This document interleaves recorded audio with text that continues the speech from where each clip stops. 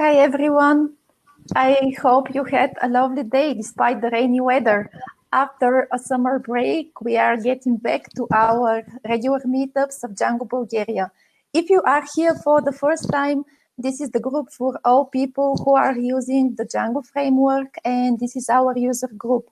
We have a Facebook group and a meetup community, so if you want, you can find us online. The event is streamed at the Hopin platform, also on our YouTube channel. It's Hack Bulgaria YouTube channel. Thanks to our partners and friends from Lounge. I hope after this pandemic situation next year, we can gather at their cozy space. Today with me is Ivaylo Bachvarov. I'm sure most of you have met him before, but let me introduce him shortly. Ivaylo, how are you today? A little nervous, but pretty good. This is your first online meetup. I think so, yeah. So Ivaylo is the CTO of the HackSoft company. HackSoft stands behind all meetups we organize for this group. I am also part of the HackSoft team. He is also a full-stack developer. He has used Django for the past 7 years or more, I am not sure. And he has prepared for us the topic Django tests speed optimization. Now let's see what Ivaylo is going to share with us. Great, thank you, Tony, for the introduction. First of all, do you hear me well enough? Do I look good enough here in the Hack office? Can you please write down something in the chat so I don't feel so lonely while speaking here?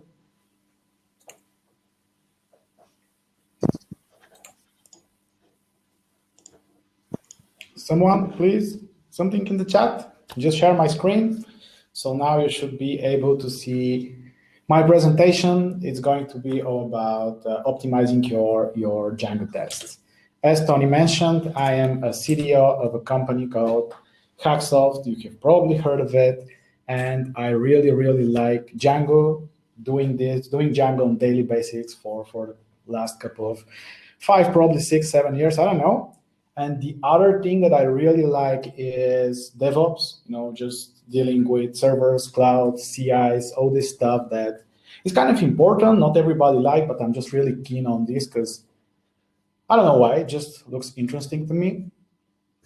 So we have really quick agenda here. First of all, motivation of why I think our tests should be fast, our CI should be fast, and we should not really wait for builds to pass.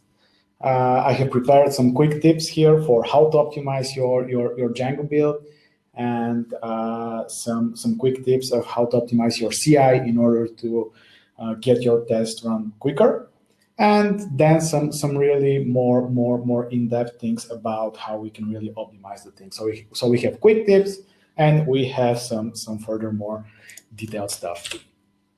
So first of all, why it's not great to wait for your CI or tests. I have heard many people talking about it doesn't really matter how fast it is because it is a test. You always wait for your test, so why wasting your time optimizing your test while you can just run them on the CI and go for a coffee. So I really believe that tests should be fast, that when you get in the flow, you just write code, run your test to see if the things that you're writing are kind of working. And if the tests are slow, that is really taking you away from the flow and making your overall workflow really slow. Speaking for CI, I really believe that you should not commit and go for a coffee for a 30-minute break until your CI passes.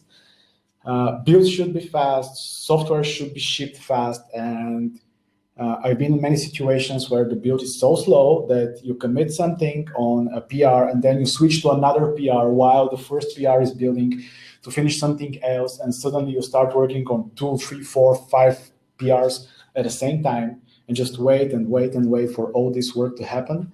And this is really, I personally get really nervous when I wait more than 5 minutes for something to finish, and I kind of feel that I'm really taken out of my flow and I'm just waiting for things to happen. I truly believe that going for a coffee until you wait your CI to finish takes you out of the flow, and that it takes like twice the time to get back and finish your work. So, and builds, they really tend to get bigger, more slower as you add more dependencies, as you are more tests. You don't really feel how this week it is like 7 minutes, the next week is going to be 8-9 minutes, and after a couple months of work, the build is taking half an hour. And normally people are not investing that much time optimizing their build, and they're just getting used to the slow build. So I'm going to showcase some things that I did for one of our projects here that really optimized the build and make the overall team really happy. In this particular case, we were using PyTest for a test runner. However, you can pretty well use the built-in Django test runner with Python HPY test. But PyTest is way more configurable, and it's overall easier for me to set things up. So I highly recommend going with PyTest. Some of the examples here are going to be with PyTest. First really important bit is to create a config file for your test. So normally, I guess this is part of almost every Django project, but normally when you run your test, by default in the Django configuration, it is using the same settings as you're using locally. In many projects that we have, we are just creating a local PY file. You can spot it here, and while you run your test, you can just pass your local test PY file to run the test with this file.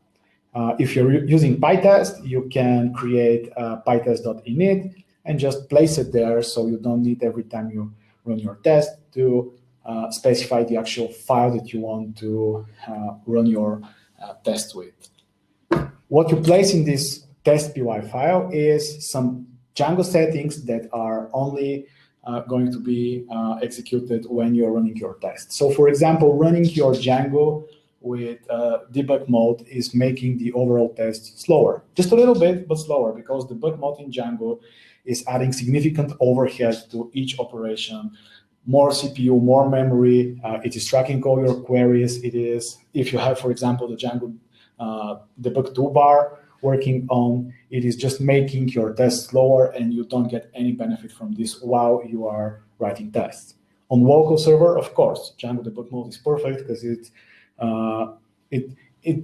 just brings a lot of value. But while running tests, Django debug true is going to slow down your test. So it's just really easy to set it to false while you are running tests.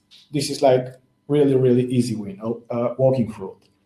By default, Django is using a pretty slow password hasher, and this is by design. It is how it's designed to work, just because we need to store our passwords in a really secure way. And we don't really test this. The Django hashers, they have tests in the Django. So what we actually need is some dummy password hasher just to run on each of our tests, just to be sure that it's working and it's not taking too much time. So we have a lot of tests where we test with different users permission. We create users, then we delete them for different user stories. And using the default Django hasher is really slow. So why not switching it only for the test? Just be sure that it doesn't sneak into the production configuration or local configuration or anything. And keep it in your test PY. This is going to significantly improve your test speeds. Or if not, it's just so easy to do it. So why just not do it? In our particular case, it felt at least 10 seconds from the overall build, which is a small win, but it's a win. And when you combine all these small wins into one project, it just reduces the time that is needed for the test to pass by a lot. Next thing is here is the in-memory storage.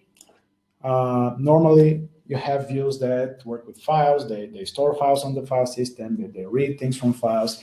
If you just switch your default file storage to in-memory, it's not going to touch your hard drive at all. and potentially it's going to speed up your tests. Absolutely, same goes for email backend. Normally from Django, you send emails, and these emails, they need to be mocked in some way in order not to send while running your tests. Because the worst thing that can happen is sending emails in your tests, and every time you run your test, you send actual emails. That is the worst thing that can happen. But if you just use local memory backend for your email backend, it is going to save you time and a lot of headache. About caches backend, normally we use Redis or some different kind of, for example, database cache or some caching layer. Walkmem is just memory cache that always cache inside the memory, and it's great for testing purposes. You don't really need to have running Redis while you're running your tests. You can just change your cache backend, and tests are going to increase their speed automatically. And of course, if you use Celery, a great example is not to run some kind of queue while you're running your test and wait for your task to finish. You can set the always eager option to true. And this is going to start, instead of putting the tasks in the queue and expect someone to execute them, it is going to execute the tasks as normal functions. Propagate exception is going to raise exception if something goes wrong in the task. So this is like a default setup for every Django project that I'm working on. And these first, for example, 2 things or 3 things are not mandatory, but they definitely improve the speed a little. So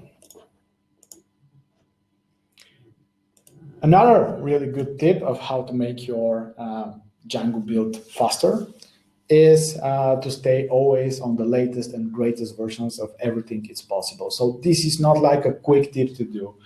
Upgrading your Postgres from one version to another version is normally kind of a complicated task. Same goes with Python and Django, but the truth is that each version of Python is faster than the previous. Each version of Django is normally faster than the previous. And about Postgres, they're making it faster and faster every time they release something, because they're definitely working on the optimization of the queries. And it should be great if you just use latest version of everything by just bumping your Python and Django version. I have seen like 20 to 30% speed up in the test, which is always great. It comes for a price, but it's always a good idea to keep your tooling the latest version. About running your tests in parallel. So normally when you say PyTest or Python managed PY test, it just gets one of your CPU cores. It's queuing all the test cases that you have, and it's executing the tests one by one, which is great if you don't have a lot of tests. But if you start having a lot of test cases and it starts to take time, it's always a good idea to run them in parallel. However, you need to consider a couple of things before doing that. First thing is that your tests, as always, they need to be isolated. So this means that it doesn't really matter in which order they execute, and one test should not be connected in any way with the other test. So making them run in parallel is just utilizing your CPU cores, and for every CPU core you get one test case to run in parallel. In theory, this should increase your test speed, at least the number of cores you have. In practice, it doesn't really happen so often because of different conditions. So the first thing that I want to show here is when you run your test case in parallel, it's just grouping your tests by the test cases, and for each core, it gives one test case.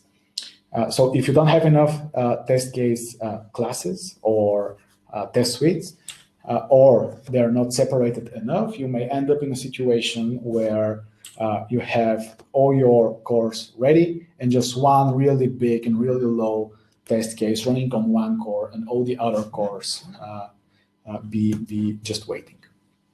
So the solution for this is just splitting your test into more test cases and not keep all of your tests in one big and slow test case class. The other thing that comes in a price is that the share state between each individual test is the database, of course. And that is why, by running your tests in parallel, you need to spin 1 or 2 or 3 or 4 more databases. So each process is going to be connected with one database. And the trade-off here is that at the beginning, while you run your test, you need to spin not one database, but 4 or 5 or 6, depends on how many cores you have. This is normally time-consuming because creating the whole database from scratch is a slow operation, especially in Postgres. And sometimes it's not worth it running all your running your tests in parallel, for example, with 4 cores, because it takes more time to create the database, the 4 databases, instead of just running all the tests on one database. We can improve this, of course, by these 2 commands that we have from PyTest. I think there is a way to run this with Python HPY test. First thing is no migration. So what PyTest does, what the Django test framework does, is just going through all your migrations, running them one by one, and recreating the whole database, which at first it may be really, really fast, but when the project gets bigger and bigger, and when there is a lot of migrations there, it is getting slower and slower, of course. So first thing you can do is, of course, squash your migrations. You can try to do this, not always worth it. It's related with some pain, and the whole team needs to be stopped working for some time until they all squash their migrations. And it's kind of a pain sometimes to squash migrations for the whole project. So running PyTest with -- no migrations means that the test framework is not going to execute every migration. It's just going to look at the models, get all the models, and recreate the whole database from the models. This is going to significantly improve the time needed for creating the database, or the 4 databases in our case. But it's not going to run your migrations, and that means if you have some custom code there or some data migrations, this is not going to be tested this way.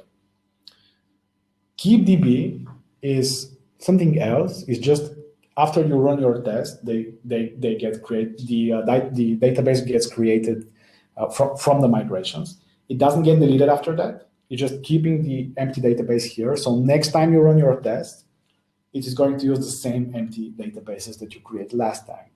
It is the Keepdb option is great for local development. It's great for when you run your tests over and over again, not to create same database like every time. But you can't really use it on a continuous integration because it just drops the whole server every time it finishes a build. So Keepdb for CI is definitely not going to do the trick. We are using no migrations for some of our builds. That means that the migrations are just not going to be tested, but it saves a ton of time when it comes to creating new databases. So if you combine no migrations with running your tests in parallel, the 4 or the 6 or the 7 databases, they get created really fast. And then all the tests, they get executed fast because they are running in parallel, and they're utilizing the machine CPU in a very better way than just running them on only one core. The next kind of bigger thing here is how you actually write your tests. This is definitely not something that is a quick win, but we should always know that writing a smaller test that test services or different bits of your code in isolation without calling the database, without doing some real HTTP calls or something, they're always quite faster. And we should definitely have more and more of these tests and not focus our resource on doing end-to-end test or some kind of UI test so much, because they're just slower, and sometimes it's not worth it having everything tested with UI test, but it's worth it having Git tested with unit tests. This is the triangle of the tests. So here are the fastest tests, the unit tests, and they typically cost less. And here are the slower tests, the end-to-end tests, the UI tests, all these tests that they may cost to the database. They may compile some JavaScript libraries. They may run some real browser to get executed. And this is always slow. So, you just need to know that it's always a good idea to have a lot of unit tests and not focus all your power on doing end-to-end UI tests or some heavier tests that test a lot of things. Of course, it doesn't mean that you need to focus only on unit tests. It doesn't mean that you need, for example, to mock your database all the time, because sometimes it's really important to be sure that your code uses the ORM in a correct way. We all know that the ORM works, but are we using it correctly? We just need to test this. Yep. So when we start talking for CI, first of all, it's really important your tests to be fast, because while you are developing, you can be in the flow and just run your test, change code, run your test, change code, and this whole process must be really fast. But what about the CI? Locally, we can run only one test, or only 5 tests, or only the test class that we are making changes on. Then we just commit, and then we leave it to the CI. My personal thinking is that CI should be really fast too. You don't want to waste time on builds. You want to ship your things faster. You don't want to go for a coffee while your build is passing. You don't want to run a build, wait it for 20 minutes, then realize that it's not passing, then make a change, then run a build again, then wait another 20 minutes. And this whole process is really frustrating to me. And I guess for everyone, not only to me. So let's talk a little about CI optimizations and how we can improve our CI in such a way that the build is going to pass faster.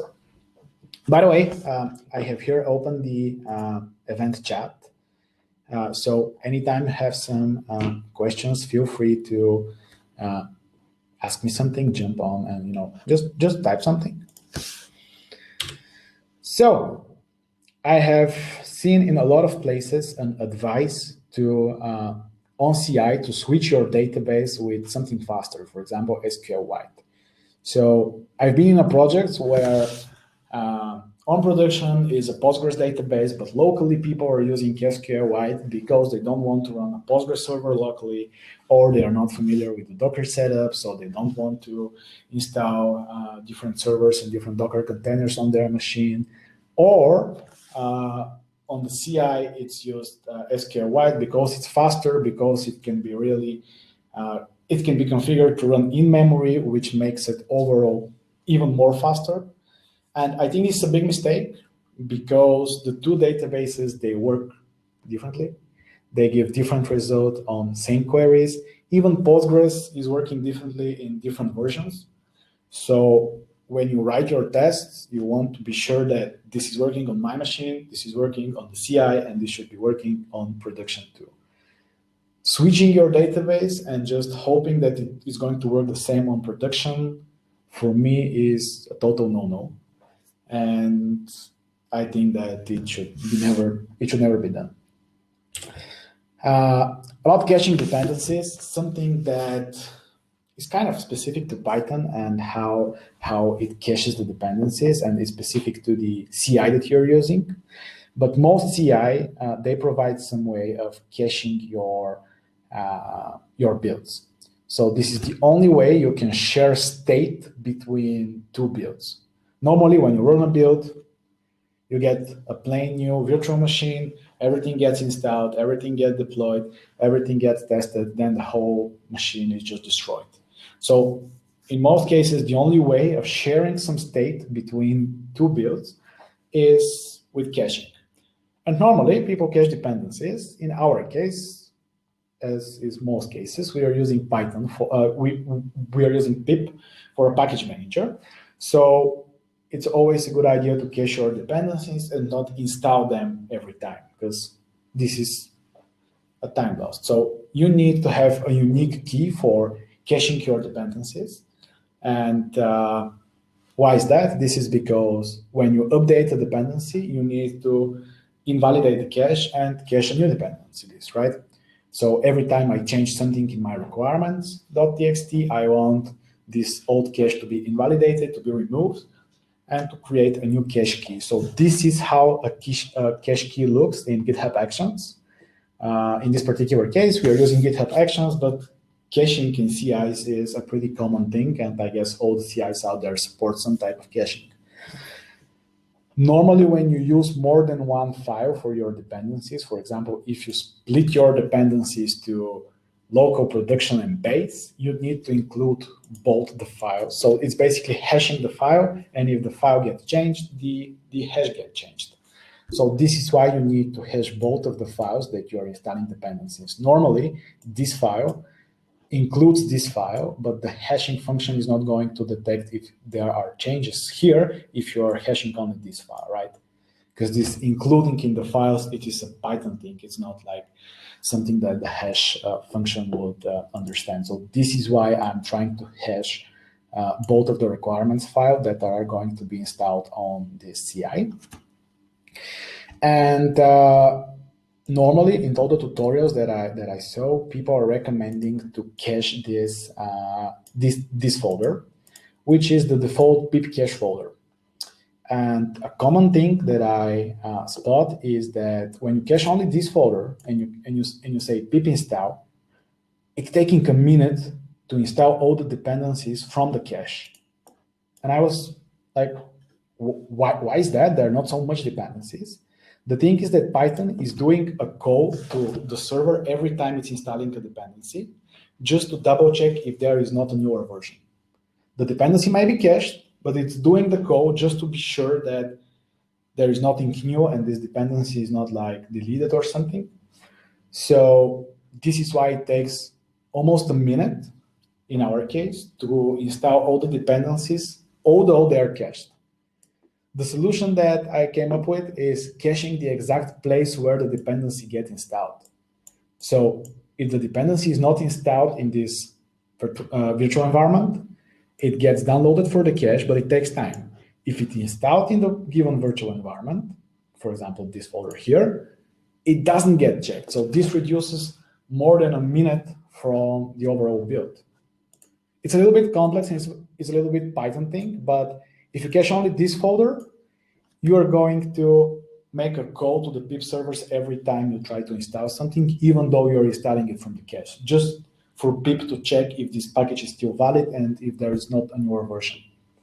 You may hard code the exact version number that you want to use, but again, pip is just making a call, and this takes time. Normally in Django project, we get a lot of dependencies. It's so easy to install something and just use it out of the box that in Django, we are doing such things a lot. And normally projects get with a lot of dependencies and they get time to install. So caching the whole Python environment, not only the pip cache folder, saves a lot of time on every CI. Another thing that I tried is running your Postgres in memory. So same Postgres version, same Postgres server, just don't make calls to the actual hard disk, don't persist the data, just keep it in memory. So Postgres in memory should be around 20 times faster than a normal Postgres, in theory. From the things that I tested, there was no any practical improvement in the speed. It may be because our tests are, it may be because our test suite is a little bit strange. I've seen a lot of people having a great benefit from running their Postgres servers in memory while they're running your test on CI. Postgres, in theory, should behave absolutely the same while running on in-memory file system or normal file system, with the exact difference that it should be just faster. I didn't feel any benefit from this, so I just removed it from the project. But I saw many people just saying that it does the trick and it's way faster while you are running your Postgres in memory. I just realized that I opened the wrong chat. So I was in the event chat and there is here a stage chat. So probably the stage chat is the thing that I should be looking to. So let's see what kind of comments we have here. Why not use Env variables for Env case-related settings? Okay, this is a question related to the having independent test files.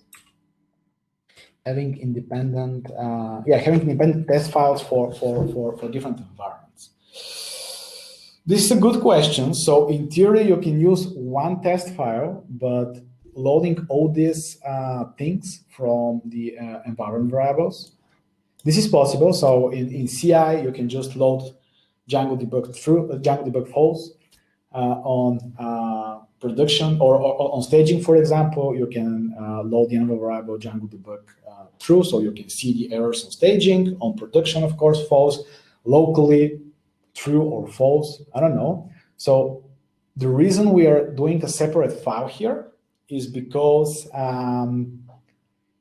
you don't want to load environment variables, different environment variables, while you are developing and while you are running your tests.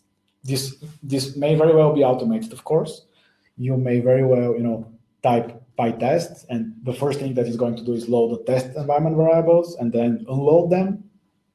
It's possible, but I just found it way more easier and convenient if you have separate file for your tests, so you don't need to maintain some list of environment variables while running your tests or while working locally.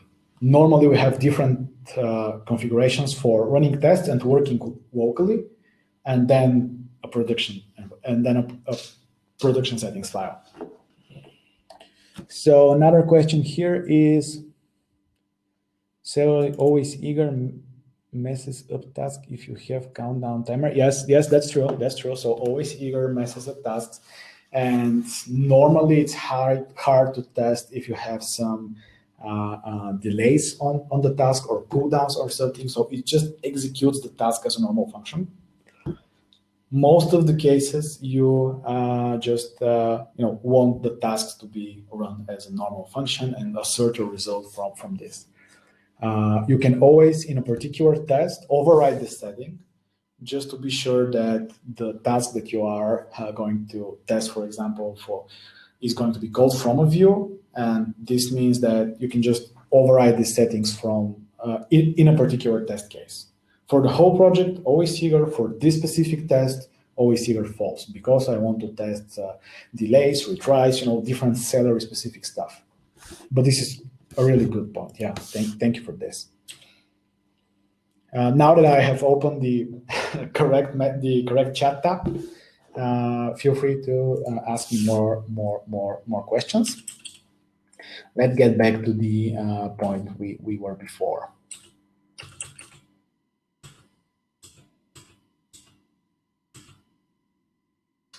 All right, so next thing is, I've been speaking with a lot of people about this. Is it worth it to pay more money for your CI hardware to make your build faster? So, for example, GitHub Actions, they give you only 2 cores and 7 GB of RAM, and this is what you get out of the box for the normal plan. They don't have, at the moment, they don't have a plan where you can pay more to get more powerful hardware. But most CIs, they offer such different plans for bigger and more powerful servers.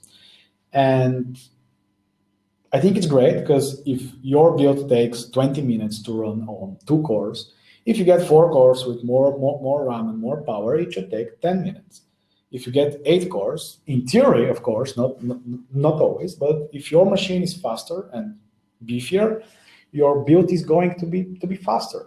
And the difference between 20-minute build and 5-minute build or 7-minute build is huge. Huge, maybe not huge when you're comparing 7 minutes to 20 minutes, but it's huge in terms of how many developing hours you're saving and how many hours of people being out of the flow just because they're waiting for their builds. So I think nowadays the cloud hardware is so cheap that it's not a big deal to just get beefier server in order to save a couple hours a day from your dev team. And in theory, this should save you a lot of money in the long run. And most of the business people, they don't really understand this. But in my mind, builds should be 5 to 7 minutes. And if it takes longer, then we need to do something. We can invest time optimizing. We can make all these changes that are here in this presentation. But if this is not enough, if we are at the point where we just have a lot of tests, the project is really big and it just takes time for the test suite to pass, I think it's definitely worth it just to get more hardware. GitHub Actions, they are not offering such thing at the moment. So you can't really buy more beefy machines, but you can host it yourself. So you can pretty easily get AWS machine somewhere or DigitalOcean something, and just connect the GitHub Actions to your beefy server that you purchased. The disadvantage is that you need to host it yourself. If you don't want to host it yourself and maintain it, manage it, and have someone responsible for the whole thing being live, then you can probably see for another CI that offers such kind of different tiers of hardware. I've seen a lot of CIs that offer this, which totally makes sense because not everyone is using like 7 cores or 10 cores or something. Most people are fine with 1 or 2 cores, and by default you should get 1 or 2 cores. But if you want to pay more, why not get more cores? I don't know. Another thing that you can try is the PyTest XDist library. This is a PyTest plugin that just allows you to. This is the plugin that you can run tests in parallel. So it is the thing that is splitting your tests into different chunks and running it on different CPU cores. But the more powerful thing here is that it can connect to different machines with SSH and distribute the tests there. So if you have like a lot of tests and you want to push these tests to different machines that are now available and they want to crunch them, you can do this with the PyTest XDist package plugin. It's really great. I haven't really tested running tests on multiple machines just because we have not really reached the limit of a single machine. But if you really have a lot of tests and a lot of end-to-end tests and they really take a lot of time, probably it's going to be a great idea to distribute them on multiple machines. This is a great way to go. Speaking for running tests in parallel, by the way, forgot to mention that, where it is, that if you are running tests in parallel with PyTest, this thing is using the XDist package, and it should work everywhere. And by everywhere, I mean Linux, macOS, and Windows. And at the moment, PyTest -- parallel is only working on Linux. Not really sure why. There is an issue in the Django website for this. They're working to fix it, but it's just using a different way of parallelizing things. So a good thing to know. Are there any questions in the chat here? No, not much. All right. Let's see what else do we have here. So, yeah, I have, this is an iframe in my presentation, which is really nice. I wrote an article here for the steps that I took for optimizing one of our projects here. So my goal was to put it under the 5-minute mark, and at the beginning it was about 10 minutes. I don't know. So yeah, it was 6 minutes and 22 seconds, and at the end it became somewhere around 3 minutes, which is like half of the time that it took to run the view. the build, which is not, something huge. Between 6 minutes and 3 minutes, it is not a great deal, but between 20 minutes and 10 minutes, it is becoming more and more, bigger difference. So if you like, you can always check my article here. I'm going to update it with some more tips that I realized from the last couple of weeks. And a great book that I highly recommend is Speed Up Your Django Test from Adam Johnson. Basically, in this Django meeting and in my article, I just scratched the surface. There are a lot of things that you need to deeply understand in order to truly optimize your test speed.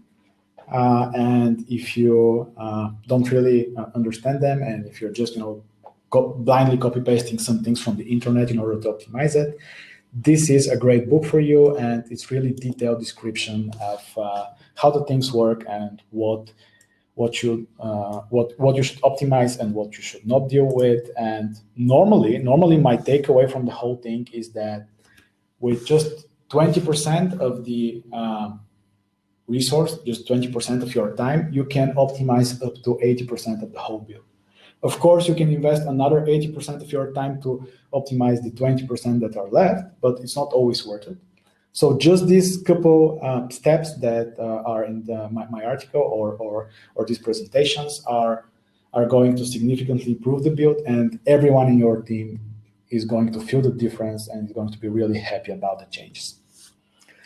So this is everything from me. I see we just had some more questions here in the chat. Teddy just posted my article in our blog, so thank you, Teddy. And let's start with the questions. So, although the pandemic has paused, right?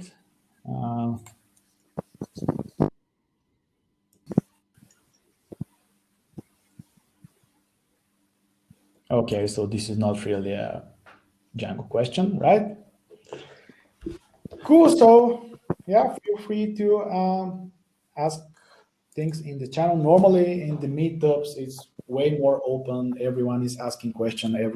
Everyone is talking about the topic. So we just do something like a conversation, and everyone just share experience. When we are doing this online, it's not such a great conversation going on, but it has different pluses. Thanks for the useful tips. Okay, using Zoom, thanks. Cool. Hey, I'm here to help you for the conversation. Thank you for the insightful talk. It was really interesting. While we are waiting for more questions, I have one for you.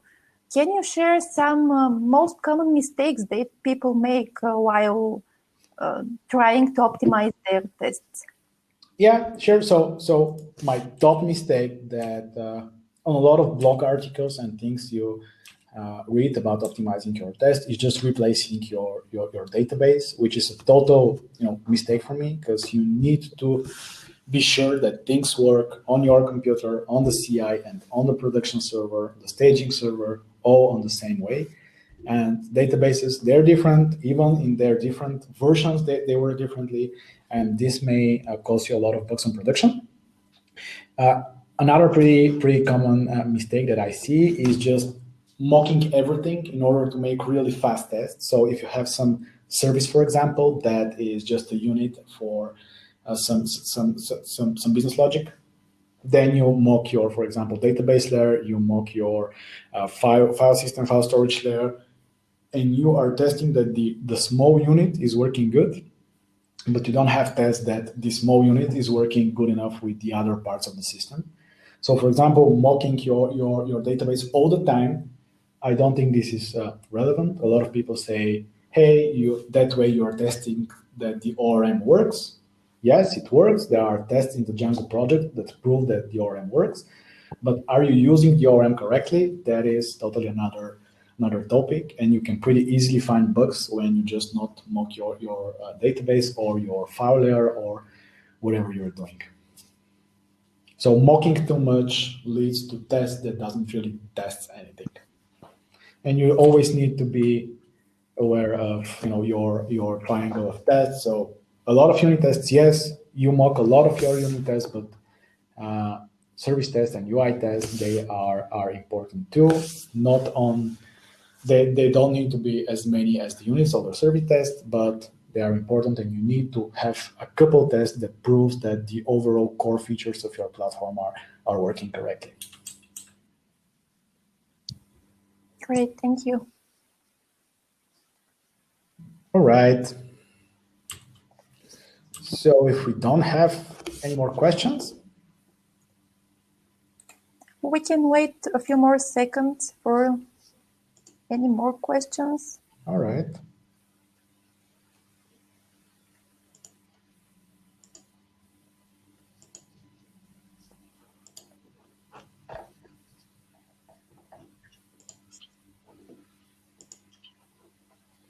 Or we can go home. I'm curious, what's the last interesting article or source that you have read or watched about Django?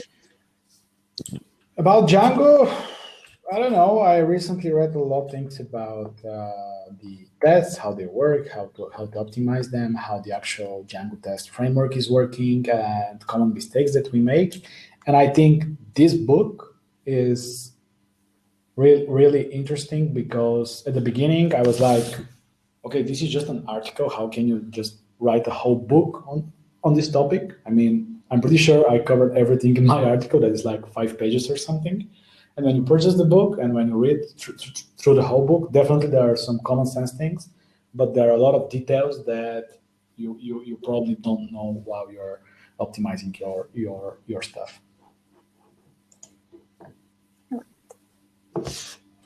So yeah, definitely worth it. All right, if there are no more questions, it was a huge pleasure for me being here. I hope you learned something, and I hope I was kind of helpful today. Tony, is there some outro that we are making, or? Nothing planned. Thanks Right. for everyone watching us. We will post news for the next meetup for the next month.